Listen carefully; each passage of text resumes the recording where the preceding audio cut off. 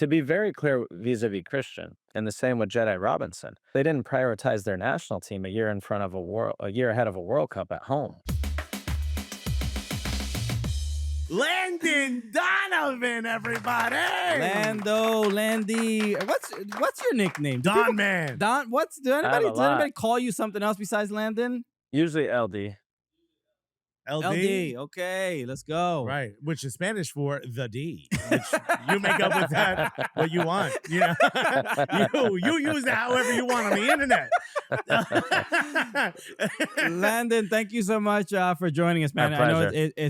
it's been a while, and we got to get right into it because now that you have joined our space, now you are in. In this octagon that is podcasting with Unfiltered, you and Tim Howard, two legends, joining forces to do a show. But you guys are not short on controversy already. I love it, bro. You guys are just going. You're speaking your mind. So let's get right to it. The Pulisic family, how are y'all doing? Are you communicating? Because this was a big part. The WhatsApp group going crazy. This was a big part of our show. We were talking about it, and so when it comes to my question about it is, when as a player who dealt with a lot of criticism, how do you manage giving that criticism while also thinking about how you dealt with that criticism and how it made you feel? So how are you balancing both of those? It's a great question. It is a fine line as a former player. There's sort of this gray area where you can podcast or be in media or whatever and basically say nothing, right? You can say, oh, I understand, and maybe I wouldn't have done it that way, but I understand that he wanted to do that. And you can or you can go over the top up here and just be kind of obnoxious. And we have enough information on all these things that Alexi Laws. Okay, yes, you could really, you got a cough. you could You got a really, cough, Landon. Let him. It's allergies. Wait, is it coming back? Are you feeling it again? I'm better. Well, I'm you better. could Landon, really, apologies. It's his right. It's his right lung. right. Okay. So you could really go after people if you wanted, right? And we Right. choose to find the area where, and it is a bit of an art, where we want to be honest first and foremost. And I'm always going to be honest because I think it's important. I think it's people want to hear. People don't have to agree with it. They don't have to like it, but they know that I'm not saying something just to say it. And they know that I'm not just going to sit on the fence, right? So that's sort of the angle and approach Tim and I have both taken. But it is a hard line to toe because now at this point, we'll never have Christian on our podcast, right? So by being honest, that's something you learn, or that's something you have to deal with. But to us, we talked about this. Like you make a calculated decision and you decide what you want to be. And I think for us, being honest about how we feel is the most important thing to do. But it is challenging. Yeah, and the way people take the narrative almost away from you and what you said, and it almost feels like post after post after post, certain words just start to leave, and you're like, "Whoa, that's not what I said at all." But like that narrative gets away from you. One of the narratives that kind of involved you a little bit was during the Gold Cup. As we learned more about it, and we started to see that Christian Pulisic and Mauricio Pochettino weren't necessarily seeing eye to eye about Christian Pulisic's absence from the team during the Gold Cup, and a lot of times people used your sabbatical and time away from the national team as a reference point to that. It feels like those were very different set of circumstances. Did that upset you at all? Did that piss you off? No, it doesn't piss me off. And just to be clear, by the way, I like Christian. I haven't spent time with, Jedi Robinson. I haven't spent time with some of the guys who Musa, right? But I like these are nice kids and they're likable. I'm giving my opinion based on all the years that I have played, right? And what I think is best for a national team player and one of the leaders or some of the leaders of the team. It doesn't mean it's right. It doesn't mean people have to like it. To be very clear vis-a-vis Christian, I am never critiquing him taking a break. He's played a lot of soccer in the last few years. My critique is who he chose to take the break from. And the same with Jedi Robinson. They both, at the end of their seasons with Fulham and AC Milan, respectively, could have taken the last 2 or 3 weeks off when their team was not going up, not going down, had nothing to play for. Instead, they chose to keep playing, and then take 3 or 4 weeks off during the summer with their national team. So my beef was not with them taking a break. They all deserve a break. It's that they didn't prioritize their national team a year ahead of a World Cup at home. And I would not have done that. I did not agree with that, and I'm gonna say that. Now, they live their lives. I said multiple times, if there is more context or something I am missing here, or there's a mental health issue or some issue in the family or something going on, I will say I was wrong. I will say I take it back. But guess what? That never happened, right? So they just wanted to take a break and they prioritized their club teams over their national team. That's fine. That's their choice. That's their decision. I would not have done that. Yeah, it's a shame that Christian Pulisic didn't play, and it's also a shame if you don't click that like button, right? It helps us out. It's imagine how good the U.S. team would have been with Pulisic in it during this World Cup. That's how much better this video would be if you click that like button right now. Okay, I respect it, Yeah. and I appreciate the clarity because you, especially to them, and I'm sure they've voiced this to you as well. You are their hero, right? I mean, I'm sure they have said very positive things about you or the inspiration that you've given them. But I like this Landon Donovan because I think you are officially reaching unk status. He is Unk for You sure. are unk. You are given the advice necessary. Are you familiar with what Unk is? I unk am not. status? Do I want to know? Okay, Unk is the stage after, young buck, if you will. You become Unk, which is like, I'm giving advice, but I'm close enough to you to say it with the same way you would understand it. And then after that, you become an old head. You become an OG. So it's like that purgatory before you could just be the old man yelling at the camera. Understood. Because you're not old. You're not old. But you're relatable. You're in an age and you're relatable enough, and you give it to everybody clearly. You're like, I was just there. I knew what you've gone The through. only difference is my L5S1 is messed up. No, man.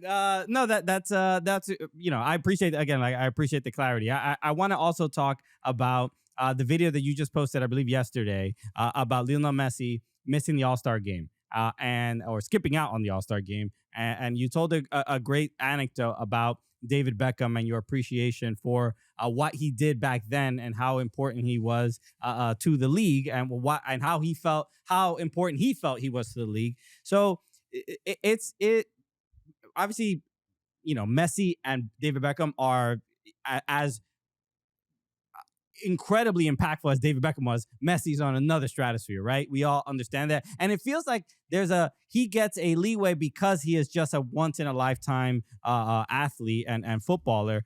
Uh-huh. But what do you think? So you ended the video saying it'll be interesting to see what MLS does, whether they suspend him this weekend or not. And I think this will be a defining moment for Major League Soccer when they determine what they are going to do. What do you, if you had to guess, where do you think they end up? What do you think that they do with this? So let me first let me walk through why I think these things are so important. Okay, so Mhm. today I'm in East LA. I grew up in Southern California. I'm in East LA today. Um, Real Madrid and Abbott, who are a global health leader, are putting on this event to inspire kids and give them an opportunity to take this once in a lifetime trip to Madrid. Okay, and I realize that's Messi's old rival, but Mhm. when you speak to these kids and you look in their eyes, they are so fanatical about players that they idolize. And one young man, I asked him, and ironically, who his favorite player was, he said Cristiano. And I was talking to him about taking care of his body and health. And he said to me, well, Cristiano's my favorite player. He's still playing at 40. And I said, exactly. He takes care of himself so that at 40 years old, he's still inspiring you. He's almost as old as I am, Cristiano. And he's on a field playing every week, inspiring. For Leo to take it to Lionel Messi. So I think he understands how people idolize him. From the MLS standpoint, I cannot overstate how important he has been to the league. But these events are so crucial for the league. They're so crucial because eyeballs are watching, new eyeballs are watching who would never watch. All these sponsors pay tons of money, tons of fans are coming out. People who idolize him want to see him. And what I was saying in the video is that David Beckham understood all that at a really high level. And he did things. I've told one story yesterday. There are stories, you guys, if I told you, you literally wouldn't believe what he did in order to play in a soccer game. You wouldn't believe it. And so I'm not saying Messi doesn't do that, but these moments are so crucial for the league. Now the league's in a really hard spot because you're trying to renegotiate his contract. You want him to stay in the league, so you don't want to piss him off. But you also understand the human side. He's played a lot of soccer. And so to answer your question directly, my guess is there will be some level of a valid enough excuse that allowed him to miss the All-Star game and not get suspended. Now, that being said, I can still see a scenario where he gets suspended for this weekend. I can. And I know a lot of people are like, there's no way he'll get suspended. I could see the league saying, we can't set that precedent and we're going to do it. Wow. Yeah. I mean, they got to do something, have to but do something. also don't upset them. It's one of those, like, when When you were a kid, pow pow. Right. You know what I mean? Like, you're not Latino, but your mom would do one of those. That's before the chancleta, just do a public pow pow.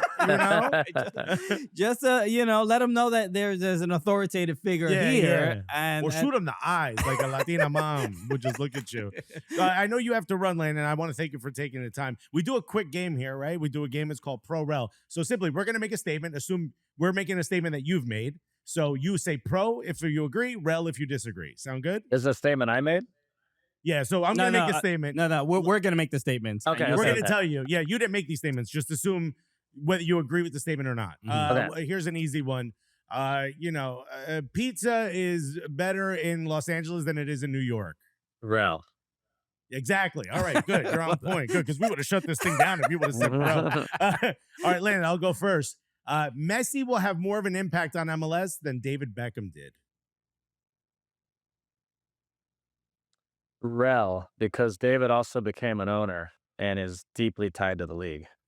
Okay, very cool. By the way, you don't even have to explain yourself, but I like No, it. I know, but I want to because I don't want the headlines. I love it.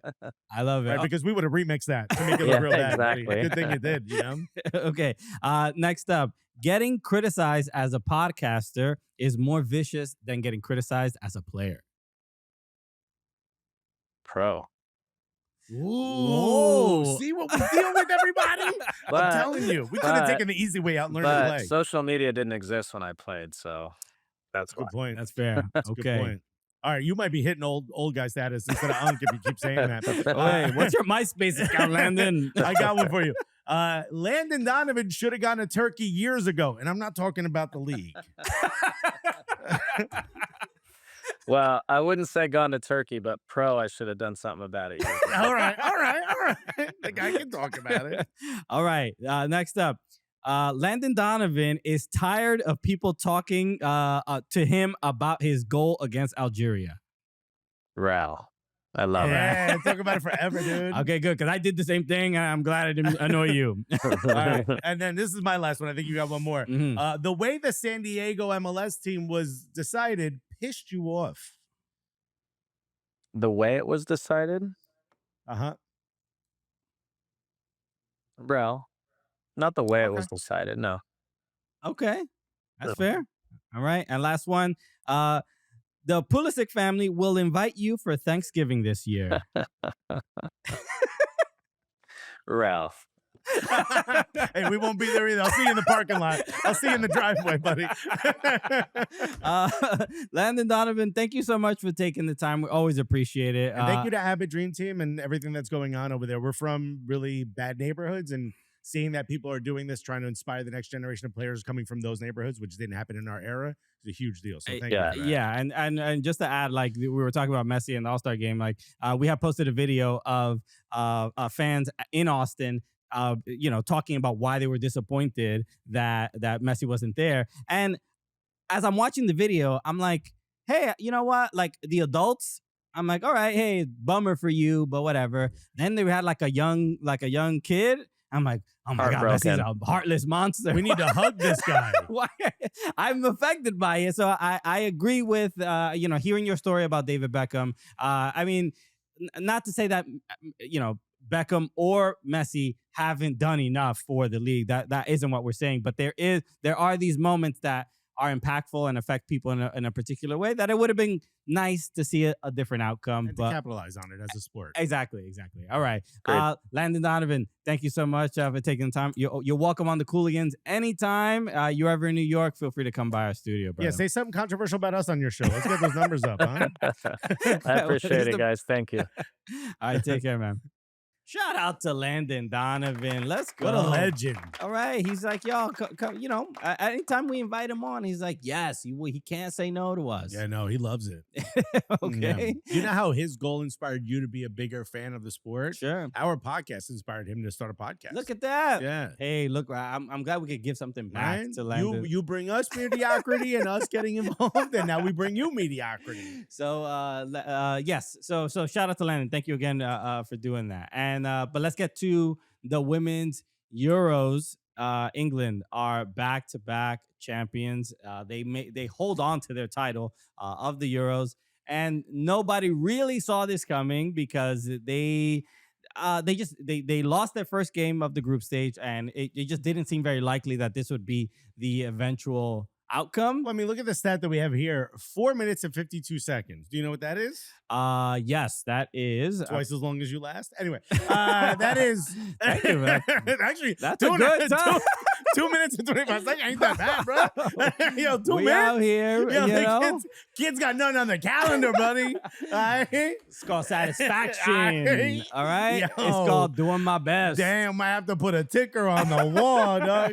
No, 4 minutes and 52 seconds is how long England led throughout the entire tournament. Throughout the knockout stages. The knockout stages. Is Specific- how long England led throughout the knockout stages. Yes, which is every game they basically had to come back from a deficit. They had to tie the game late. Ajiman, Chloe Kelly had to subbed in and were the differences in a lot of games. They won in penalties in some as well.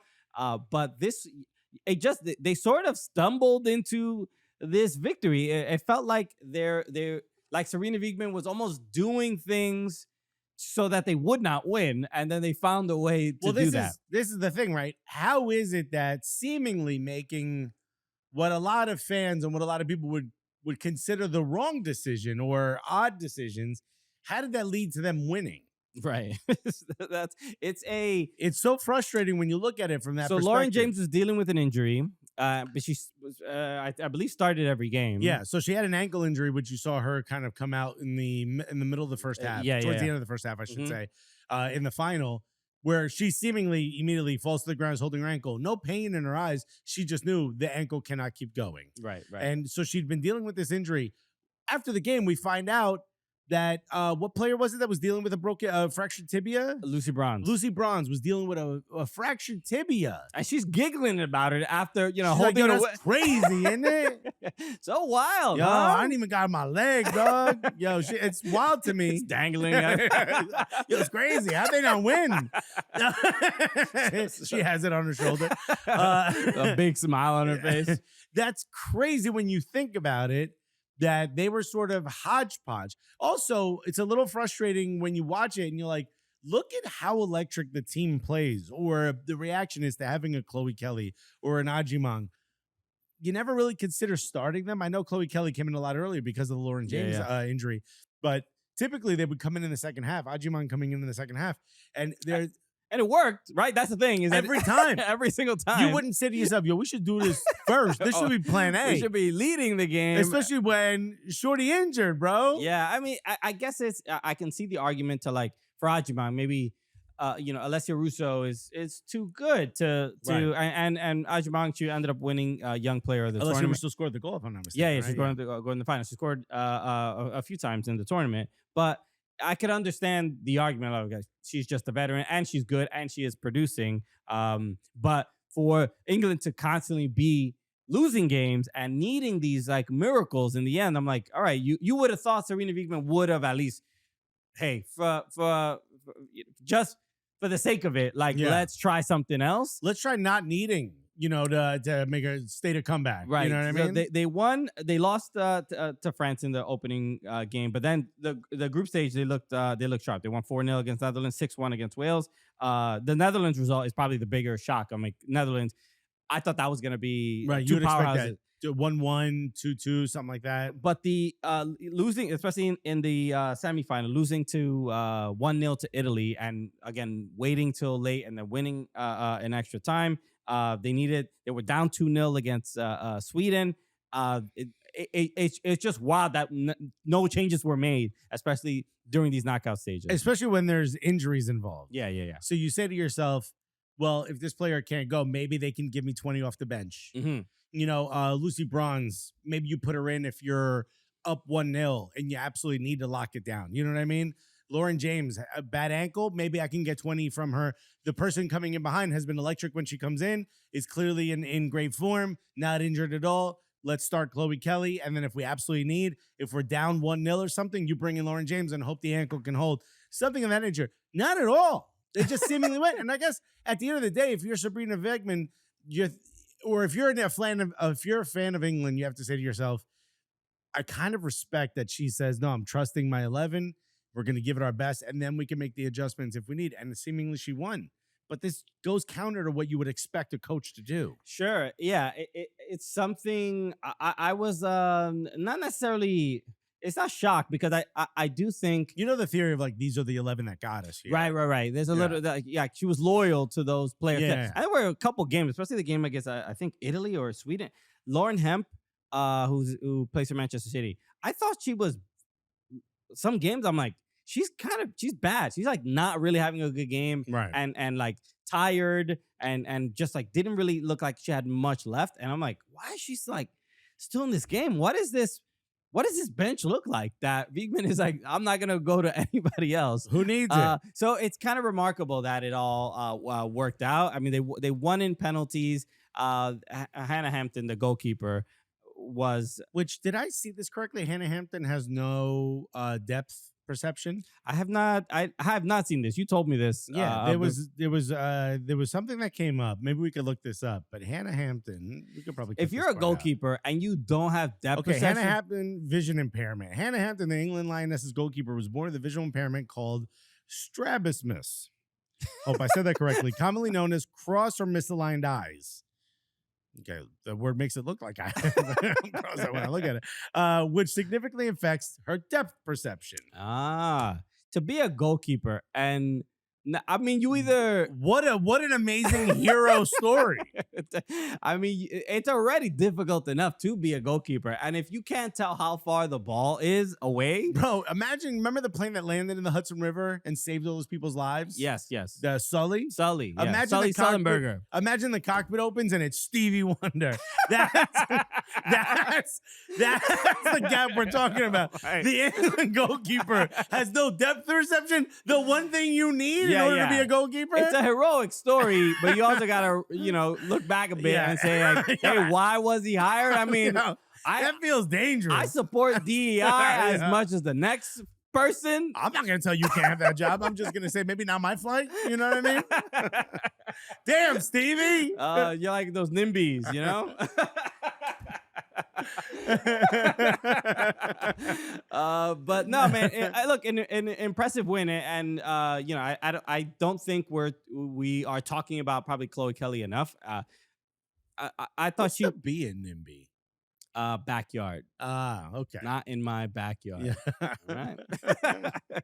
Anyway, so but Chloe Kelly I thought was fantastic, and a lot of times she came into the game and I thought she was the best player on the pitch. She also has the most, maybe confidence is the wrong word, but she gives me like a bit of a Cole Palmer vibe where she's like, I don't really care what the score is. I'm gonna aggressively go. Gives you the vibe goal. that she doesn't read books. Yeah, because it's not that. You know what I mean? I know. She's not devoid of an idea. Right. Her idea is she's very focused on the goal of winning the game and scoring at any opportunity. Yeah. But it's almost like the game state doesn't matter to her. She comes in in fifth Just gear cold every blooded. time. Yeah. Even She's a straight killer. she was talking about her penalty after the game when she was asked about it, and she was just saying, like, I knew it was gonna go in. Like I wasn't worried. I wasn't Can we nervous. talk about the run up? I mean, we spoke about this at the last Euros. We spoke about it at the World Cup. It's crazy. This is a. I mean, how much are we gonna talk about? It works, and when it comes, Is it for her or is it to affect the keeper?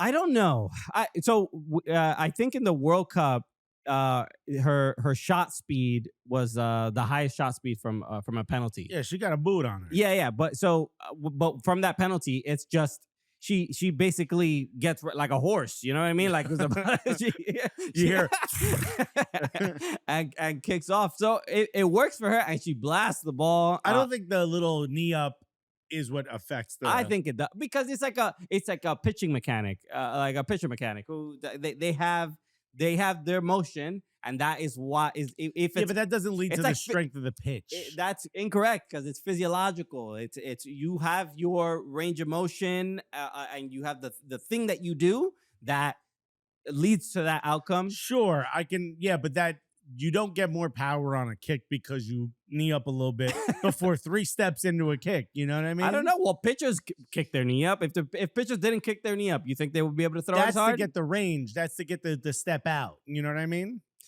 No. Yeah. No, You're stretching this way to go that way. Because it is a like a transfer of force. You're almost transferring the force from your leg and bringing it up to the end of your fingertips. It's science, dog. But that comes from the back leg. All right, let's Let's have a picture. Let's get Chloe on, bro.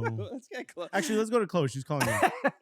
Where is she? Oh, she's busy today? All right, Okay. never mind. But no, man, this is a overall.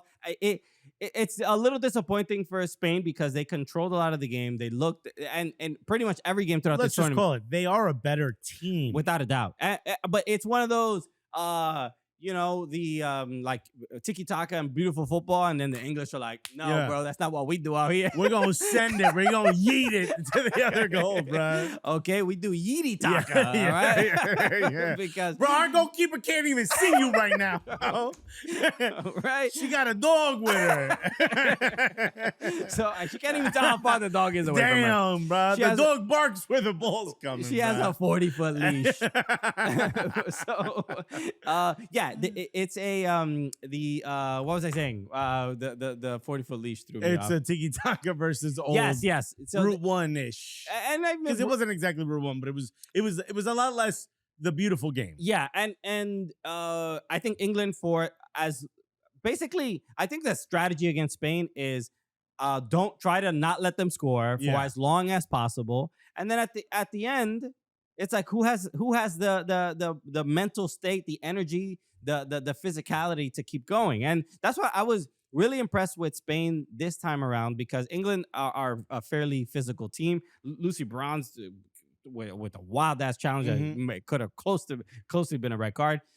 There were a bunch of big tackles, and Spain I thought held their own. Even like small, like petite players like Aitana Bonmatí, like getting sort of pushed around, and they didn't let it affect them. They didn't let them affect them. But I will say though, for a team that plays the way they do, they ran out of ideas. They really only focused on the right hand side.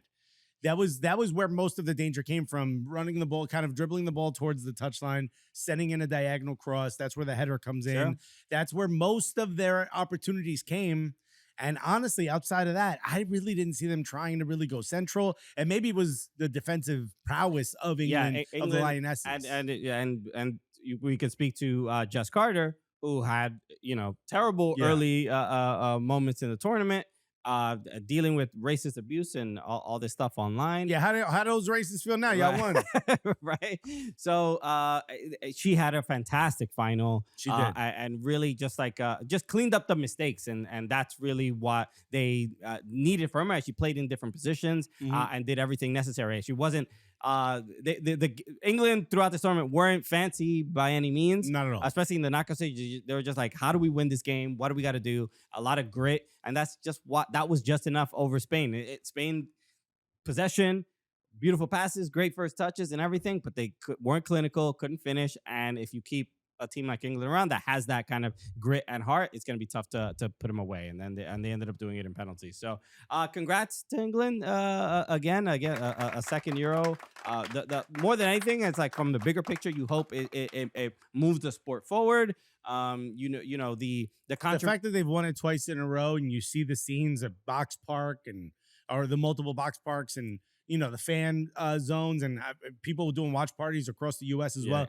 Especially in England, it adds much more validity to the women's game that we already know is there, and fans of the sport already know it's there. But it's that core of group of people, men and women, who are unsure yet if they want to commit to being a fan of the women's game. This shows that they should, especially considering most of those players play in England. Yeah, I'm generally annoyed. And this is the last thing I'll say about this is because every big tournament we have to entertain. Oh, now do you take it serious? Not even that, no. But we have to entertain the people that are like, why is women's football being shoved down my throat and blah blah blah, and like on those like British like news shows that people Talk Sport. Not Talk Sport. There's like Talk Sport, but there's like another like more like legitimate one. I forgot what, LBC, I think it's called LB something. I forgot what it's called. Oh, the one with the dude who claps back at all the all the Trumpers. Yeah, I love that guy. Long Beach, California. So much drama in the LBC, but then there's they have to entertain these people that it's kind of hard being Chloe Kelly. They have to entertain these people, and it's just like, bro, for people like us who are like, we love the game, we don't care who's playing it.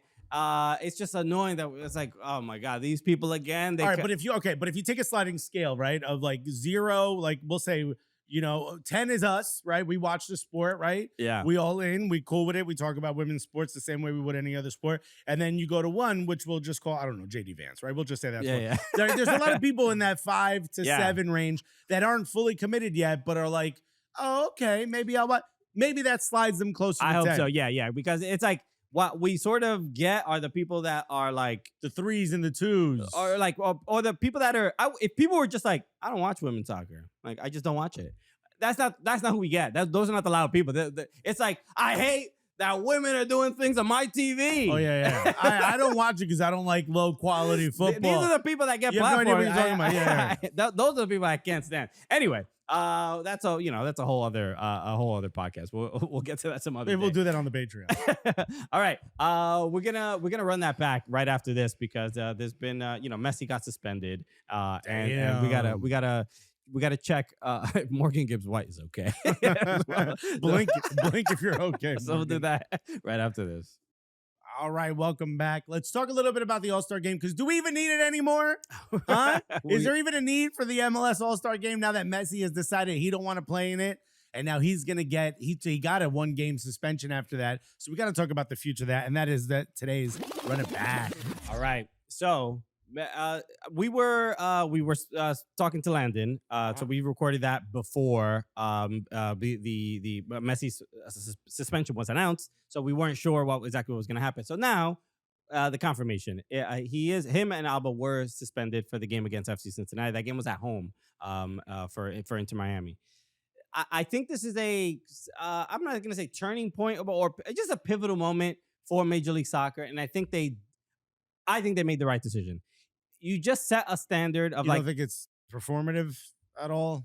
They applied the rule to Zlatan Ibrahimovic. He was upset about it. I don't think it should be any different for Lionel Messi or Jordi Alba or any player that wants to skip the All-Star game. I think it's a little silly to say you don't want to play in that game. Well, now here's 2 games you don't play in. You know what I mean?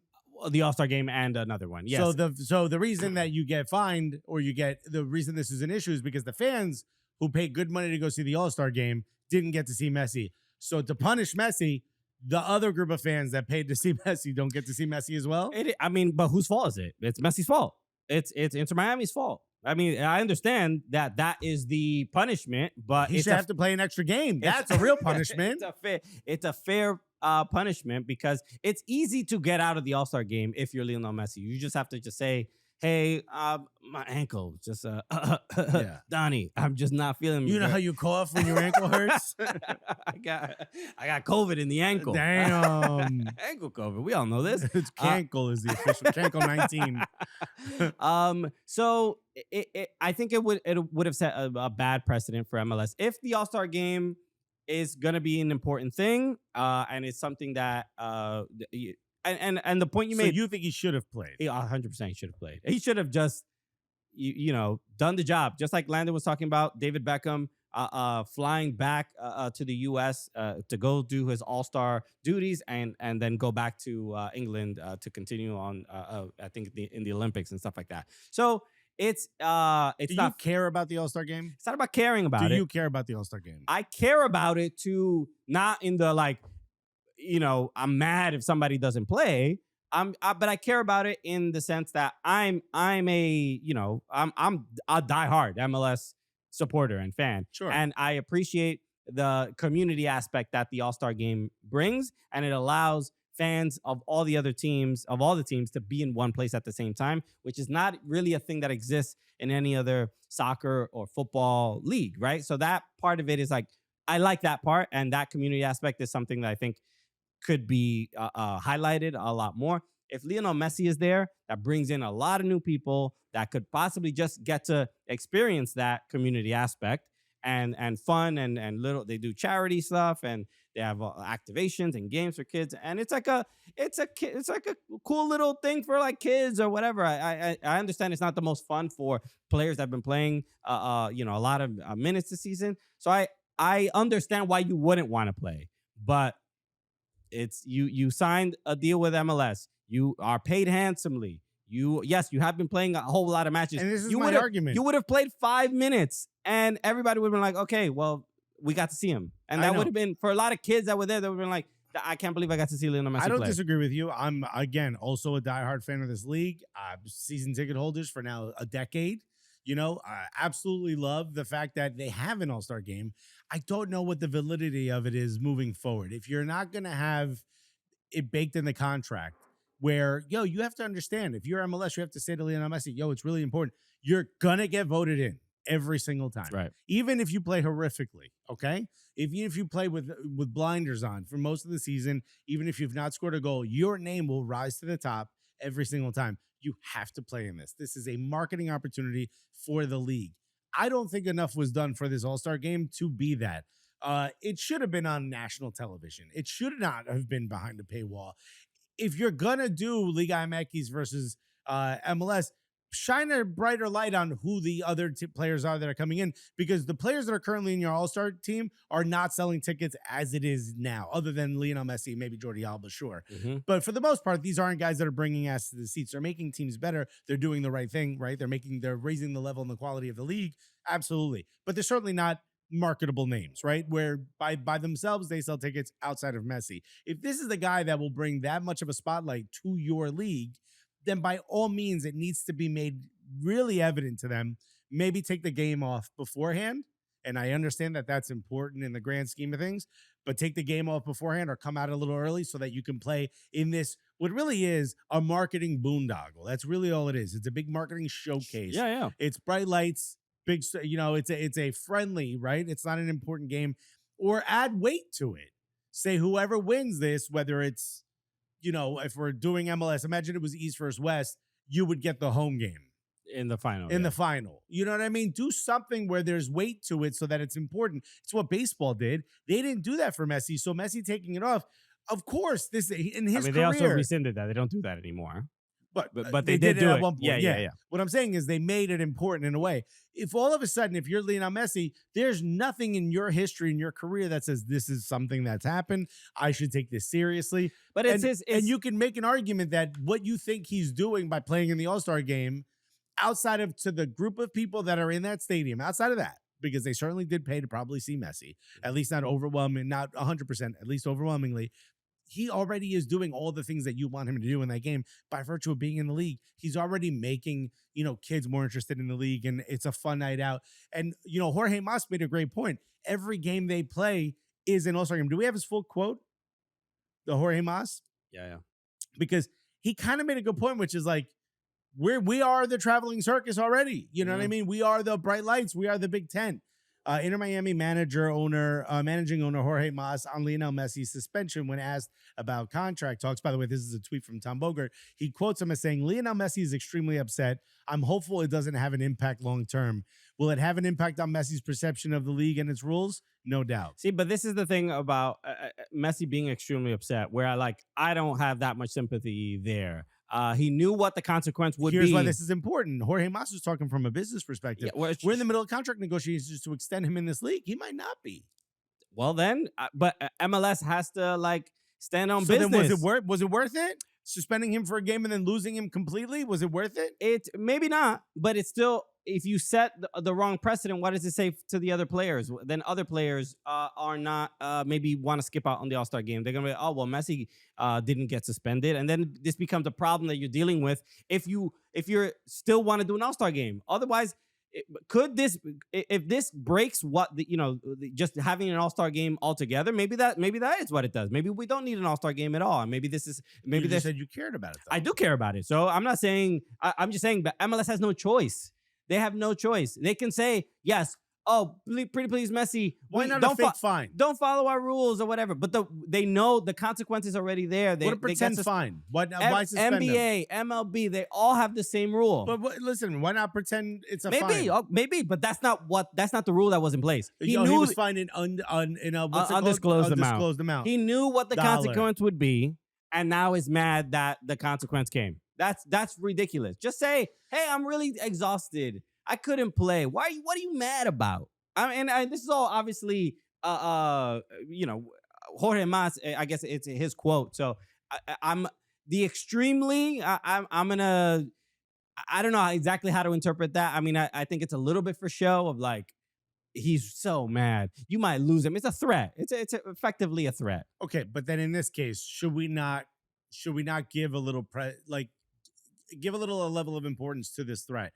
Because Jorge Mas and this whole experiment has had to jump through hoops so that they can make Inter Miami as strong a team as they want. Why? Why are we doing this with these rules? Why is MLS saying no, we have 3DP? Who gives a that's another conversation. But this is part of this conversation. This is part of Jorge Mas wanting to make his team bigger and better. Maybe this is what. Why is that not? Why are we kowtowing to these stupid rules where, you didn't want to take part in the All-Star game? Messi is bigger than MLS. We should probably go, okay, Messi, why is this All-Star game not important to you? And then whatever he says, make those applicable changes. I mean, but then you're acquiescing to one player who's bigger than the league. But that will only be in the league for another 2 years? You don't think there's a large group of players that probably agree with him? That we're saying, here's someone who could essentially be a spokesperson for the top tier, the most elite level of players. And if he's saying the All-Star game, I would play in it if it was blank, blank, blank. Maybe you can't implement all of that, but we should probably listen. I don't even think Messi would give his perspective like that of what the business of Major League Soccer should do and how to handle this. So I don't think you should acquiesce to one player. If you say, what would make you want to do this more? Sure, I'm sure that he could give. Like when my wife invites me to family parties and I'm like, I don't want to go to that. And she's like, what would make you want to go? If I was like, bro, if there was a hot dog station, I'd go. And then all of a sudden, at the funeral, there's a hot dog station. You think, right. You don't think all of a sudden they're like, in a way, I kind of got what I wanted? Okay. I mean, this is how Nan would have wanted it, dude. Is what I'm saying. Why is she was a Glizzy fan, dog. She was a habitual glizzy eater, dog. The person in the casket is actually just in a 7-Eleven heating thing.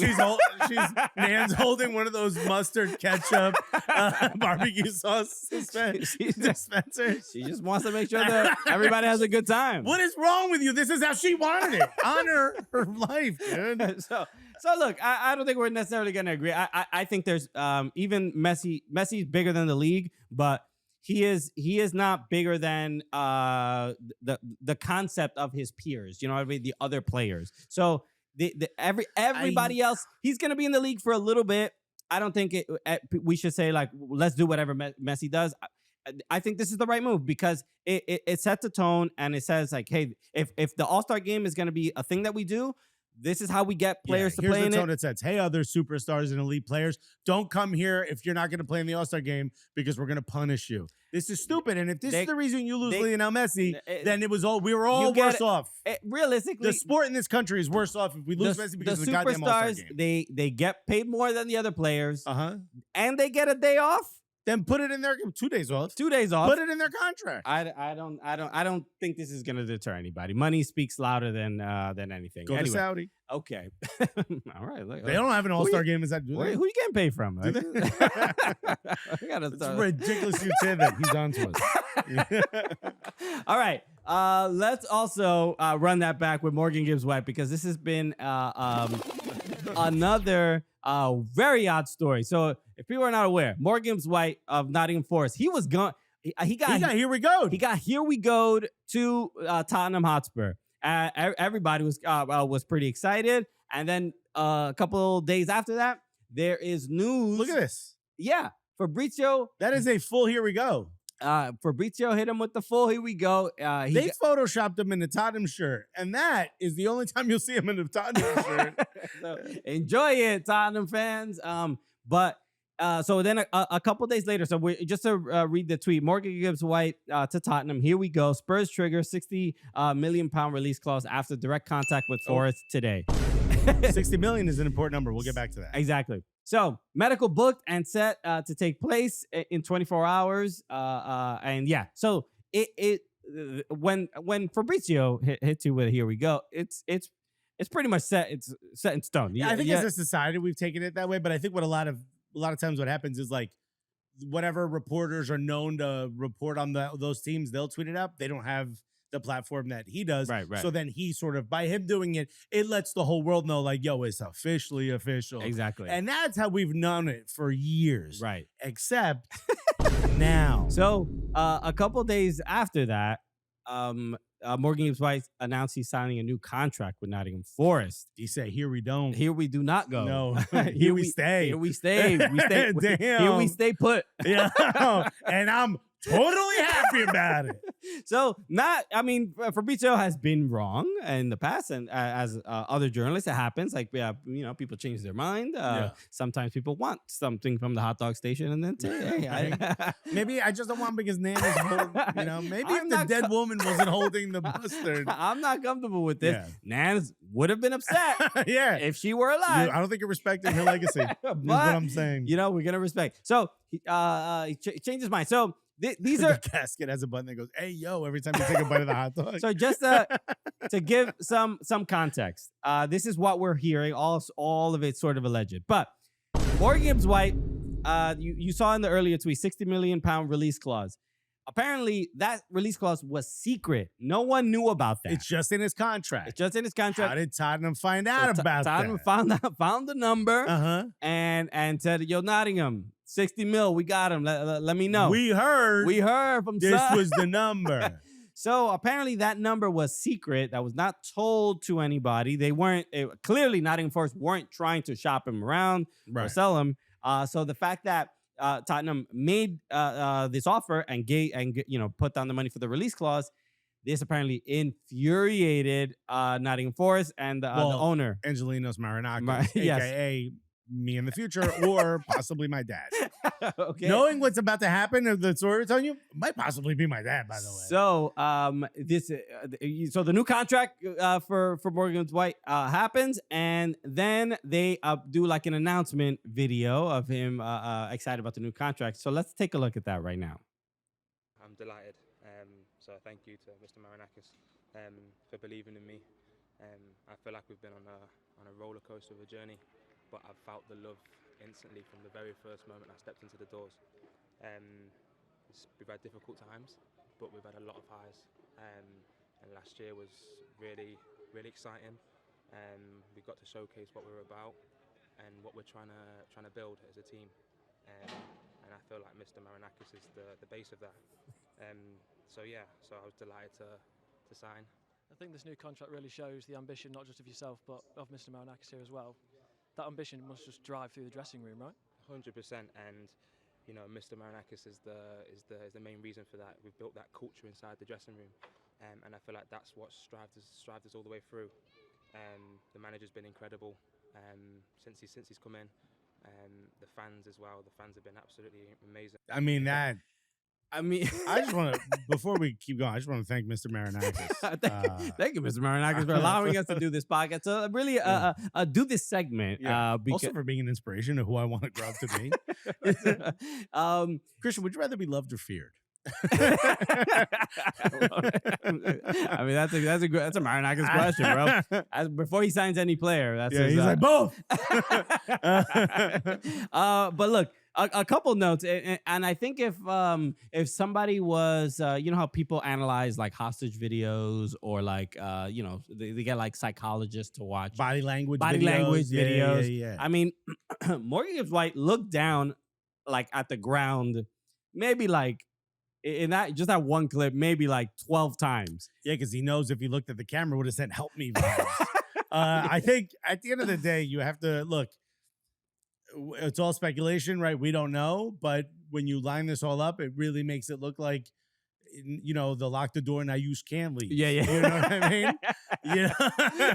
As soon as the video starts and he's like, it's all thanks to Mr. Marinakis, and we got to get a still of Marinakis' face just looking at him. He's not even turning his torso to Gibbs-White. He's just like, he's looking at him like, reading the script I gave you. Ain't so tough now, are you? You want to go blabbing? You want to go snitching on your value? I saw somebody on TikTok. They basically compiled if you scroll through Nottingham Forest's Twitter, you can see that they mention Evangelos Marinakis quite a bit. Mr. Marinakis. Okay. Yeah. He is mentioned. He as far as his association and connection with the club. You know how some owners are just like, hey, I'm gonna take a back seat. Hey, don't even mention me, Don't bro. even mention me. This is all about the manager, the players, the staff. It's about you, bro. You playing this. About me, no. Marinakis is It's the opposite. It's like, y'all wouldn't be here if it wasn't for my dime, dude. My man is holding Morgan Gibbs-White's just arm in place. He's just like, hey, you ain't going anywhere. Hey, say something nice for the camera. Let them know you're happy here. Okay. Hey, no problems here, right? We're trying to sign other players. So, it's hard for it to not feel a little mafia-esque. Right. The thoughts of Christian Polanco are those solely of Christian Polanco. I want you to say. Mafia doesn't exist anymore. No, I never existed to begin with. It's what are you talking about? Antiquated. There's a couple of guys working in waste management trying to do good for the family and provide. That's all. But you see the authority, and you saw it on the pitch with Marinakis arguing with in the last game of the season. He was arguing with Nuno. So clearly this isn't this is nothing new. And this is how he wants to run his club. Yeah, I like that. Right now, Olympiacos players are watching, going, "Oh, they just got this." We've had this in our league for years. Exactly. But no, hilarious from Marinakis. So. And also, I want to congratulate Morgan Gibbs-White. He just announced that he's changing his name to Morgan Gibbs-White Marinakis. Oh, so love it. So many hyphens. There's a lot of dashes.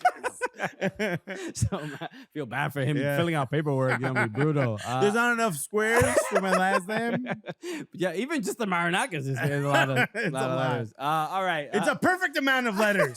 Is what I'm saying, Marinakis. All right. Another run that back in the books. Thank you, everybody, for tuning in to another episode of the Cooligans. Shout out to Landon Donovan, LD himself. LD, bro. El Diablo. Hey.